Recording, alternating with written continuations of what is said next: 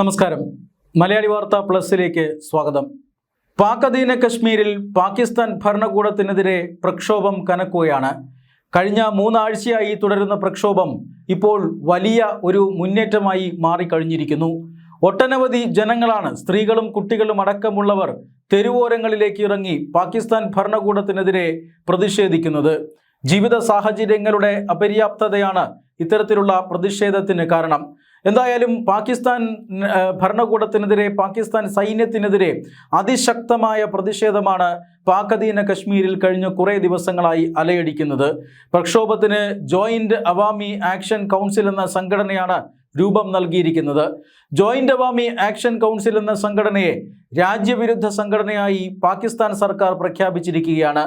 ഈ സംഘടനയുടെ നേതാക്കന്മാരെയെല്ലാം രാജ്യദ്രോഹ കുറ്റം ചുമത്തി അകത്തിടാനാണ് പാക് ഭരണകൂടം ശ്രമിക്കുന്നത്.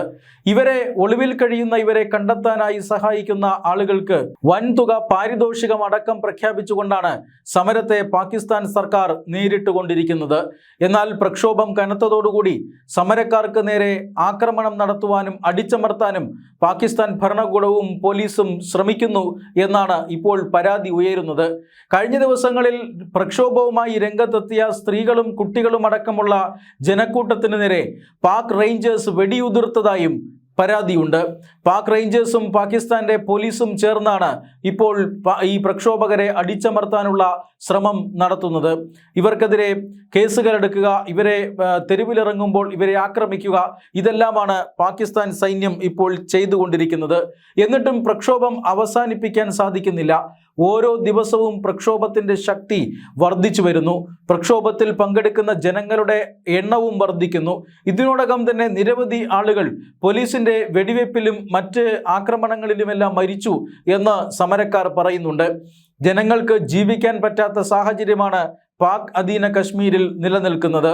പാക് അധീന കശ്മീർ ജനതയോട് വലിയ വിവേചനം പാക് ഭരണകൂടം കാട്ടുകയും ചെയ്യുന്നു.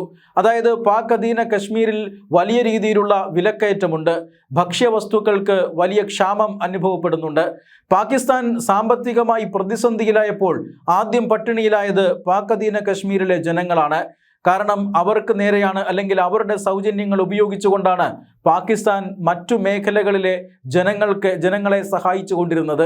ഇത്തരത്തിൽ വലിയ രീതിയിലുള്ള വിലക്കയറ്റം, ഭക്ഷ്യവസ്തുക്കൾ വാങ്ങാൻ കഴിയാത്ത സ്ഥിതി, വൈദ്യുതി ചാർജിനടക്കം വലിയ വില കൊടുക്കേണ്ടി വരിക, ഇങ്ങനെയുള്ള ബുദ്ധിമുട്ടുകൾ ജനങ്ങൾ സഹിക്കേണ്ടി വന്നതോടുകൂടി അവർ പ്രക്ഷോഭത്തിലേക്ക് ഇറങ്ങുകയായിരുന്നു.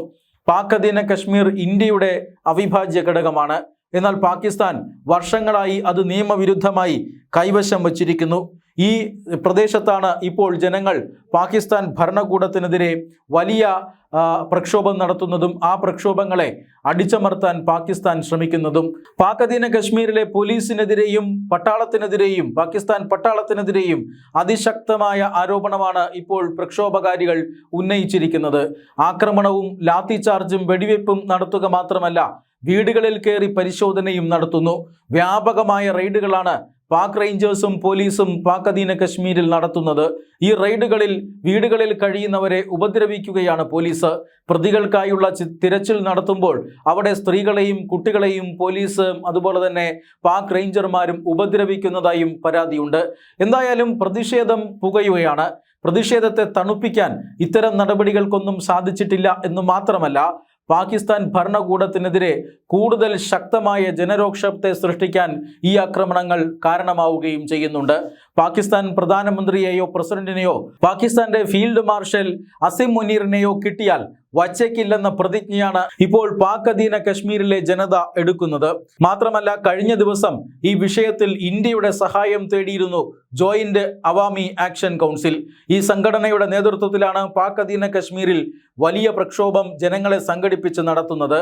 ഇന്ത്യ സഹായിക്കണമെന്നും ഇന്ത്യ ഇടപെടണമെന്നും ഇത്രയധികം ജനങ്ങളെ ഇന്ത്യയിലേക്ക് കൊണ്ടുപോകണമെന്നുമൊക്കെയാണ് ഈ സംഘടന ആവശ്യപ്പെടുന്നത്. ഇന്ത്യ അതിർത്തികൾ തുറക്കണമെന്നും ആവശ്യപ്പെടുന്നുണ്ട്. പാകിസ്ഥാനിൻ്റെ ഭരണകൂടവും പാകിസ്ഥാൻ സൈന്യവും ഞങ്ങളെ ആക്രമിക്കുകയാണ്, രക്ഷിക്കാൻ ഇന്ത്യ മനസ്സ് കാണിക്കണം.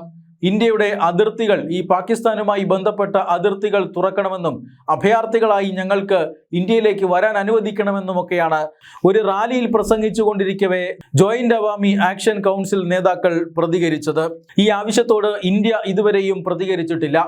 എന്താണ് പാക് അധീന കശ്മീരിൽ നടക്കുന്നതെന്ന് സസൂക്ഷ്മം നിരീക്ഷിക്കുകയാണ് ഇന്ത്യ.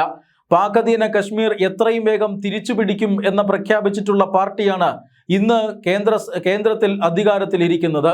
ഇന്ത്യ ഭരിക്കുന്ന BJP ജീവൻ കൊടുത്തും പാക് അധീന കശ്മീർ തിരിച്ചു പിടിക്കുമെന്ന് പ്രതിജ്ഞ ചെയ്തിട്ടുള്ള പാർട്ടിയാണ്.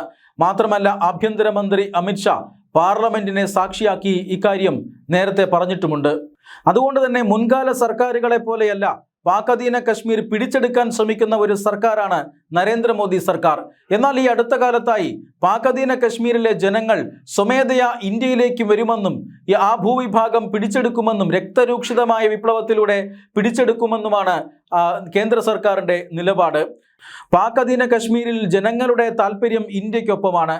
കാരണം ജമ്മു കാശ്മീരിൽ ഇന്ത്യ വലിയ രീതിയിലുള്ള വികസന പ്രവർത്തനങ്ങൾ നടത്തുന്നു. അവിടെ തീവ്രവാദത്തെ അവസാനിപ്പിച്ച് ആ കശ്മീർ എന്ന സംസ്ഥാനം ഇന്ത്യയിലെ മറ്റേതൊരു സംസ്ഥാനത്തെയും പോലെ സാധാരണ ജനജീവിതത്തിലേക്ക് മടങ്ങുകയാണ്. അതുകൊണ്ട് തന്നെ ജമ്മു കാശ്മീരിനെ നോക്കിയാൽ പാക് അധീന കശ്മീരിലെ ജനങ്ങൾക്ക് വലിയ നിരാശയുണ്ടാകും. യുവതിയുവാക്കൾക്ക് തൊഴിലും വിനോദസഞ്ചാരവുമെല്ലാം ജമ്മു കാശ്മീരിൽ പുഷ്ടിപ്പെടുന്നുണ്ട്. അതുകൊണ്ട് തന്നെ ഇന്ത്യക്കൊപ്പം പോകാനാണ് ഇപ്പോൾ നിലവിൽ പാക് അധീന കശ്മീരിലെ ഭൂരിഭാഗം ജനങ്ങളും ആഗ്രഹിക്കുന്നത്. ഈ ഒരു അവസ്ഥയിലേക്ക് എത്തിച്ചേർന്നതുകൊണ്ട് തന്നെ വരും ദിവസങ്ങളിൽ എത്രയും വേഗം രക്തച്ചൊരിച്ചിലുകൾ അധികമില്ലാതെ പാക് അധീന കശ്മീർ പിടിച്ചെടുക്കാമെന്നാണ് ഇന്ത്യ ആഗ്രഹിക്കുന്നത്. അതുകൊണ്ട് തന്നെ അവിടെ നടക്കുന്ന ഇത്തരം പ്രക്ഷോഭ പരിപാടികളെയെല്ലാം വളരെ ശ്രദ്ധയോടുകൂടിയാണ് ഇന്ത്യ നിരീക്ഷിക്കുന്നത്. എന്നാൽ പാക് അധീന കശ്മീർ പിടിച്ചെടുക്കാൻ ശ്രമിച്ചാൽ നോക്കിയിരിക്കില്ലെന്ന് പാകിസ്ഥാനും പറയുന്നുണ്ട്. എന്തായാലും ഇന്ത്യയും പാകിസ്ഥാനും ജാഗ്രതയോടുകൂടിയാണ് മുന്നോട്ട് പോകുന്നത്. പാക് അധീന കശ്മീരിലെ പ്രശ്നങ്ങൾ അനുദിനം വഷളാകുന്നത് പാകിസ്ഥാനെ ആശങ്കയിൽ ആഴ്ത്തുന്നുമുണ്ട്. ഈ സാഹചര്യത്തിലാണ് പാകിസ്ഥാൻ പട്ടാളത്തിനെതിരെ അതിഗുരുതരമായ ആരോപണം ഉന്നയിച്ചുകൊണ്ട് ജനങ്ങൾ, പ്രക്ഷോഭകാരികൾ രംഗത്തു വരുന്നതും. Malayali Warta Plus, like, share and subscribe.